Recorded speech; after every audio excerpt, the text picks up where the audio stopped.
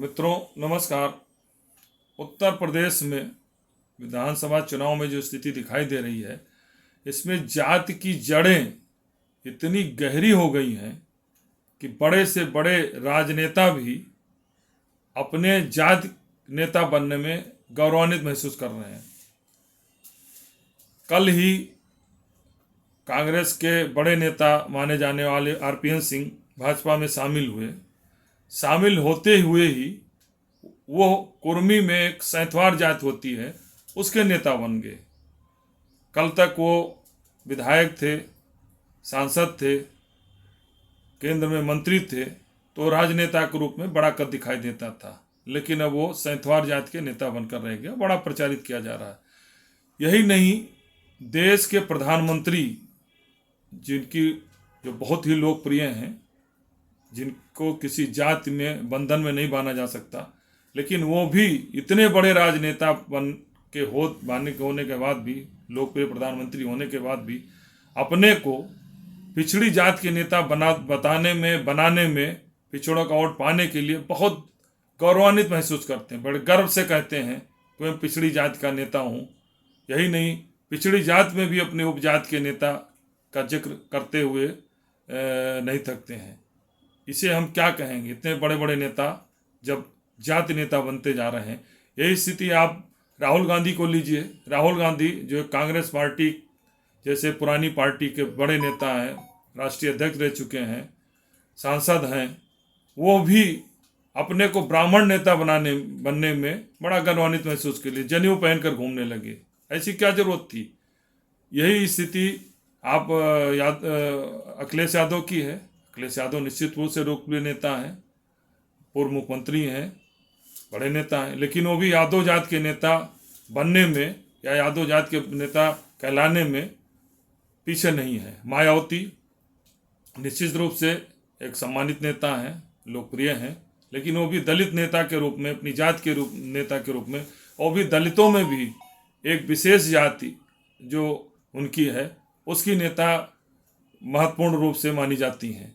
यही स्थिति देश के रक्षा मंत्री राजनाथ सिंह के लीजिए। राजनाथ सिंह निश्चित रूप से बड़े नेता हैं, पूर्व मुख्यमंत्री रहे, वर्तमान रक्षा मंत्री हैं, लेकिन उनकी भी छवि एक राजपूत नेता के रूप में बताई जाती है।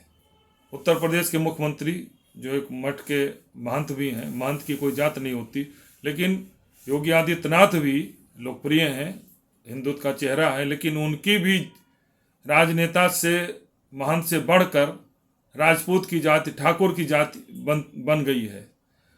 और किसी भी नेता को ले लें जो बड़े से बड़े नेता है, जिनकी छवि एक बड़े नेता के, राजनेता के रूप में होनी चाहिए। राजनेता को मतलब जिसका पूरे राज्य में एक अपनी पहचान हो, उसका अपना हर वर्ग में मानते हों, लेकिन सभी बड़े नेता, अब आप लीजिए स्वामी प्रसाद मौर्य, केशव प्रसाद मौर्य, केशव देव मौर्य, सभी अपनी अपनी जात में ही नेता बनने की होड़ मची हुई है। यही स्थिति आप जो है निषाद पार्टी में ले लीजिए। अनुप्रिया पटेल हैं। अनुप्रिया पटेल एक अपने 3-4 जनपदों में नेता के रूप में अपने पटेल जात को प्रतिनिधित्व करने का कर रही हैं। आप मान कर चलिए कि कितना दुर्भाग्यपूर्ण स्थिति है कि आज बड़े से बड़े राजनेता जिनका अपना कद है, वो धीरे धीरे अपनी जातियों में सिमटते जा रहे हैं। जात की जड़ें इतनी गहरी हो चुकी हैं, इसे बहुत ही दुर्भाग्यपूर्ण कहा जाता है। लोकतंत्र के लिए बहुत घातक है। ठीक है, आप चुनाव जीत जाएंगे, विधायक बन जाएंगे, सांसद बन जाएंगे, मंत्री बन जाएंगे, मुख्यमंत्री बन जाएंगे, लेकिन जिस तरह से जो परंपराएं राजनेता, बड़े बड़े नेता जातीय नेता में सिमटते जा रहे हैं, अपने को जाति नेताओं में गिनती गिनाने में जुटे हुए हैं, ये उचित नहीं कहा जा सकता।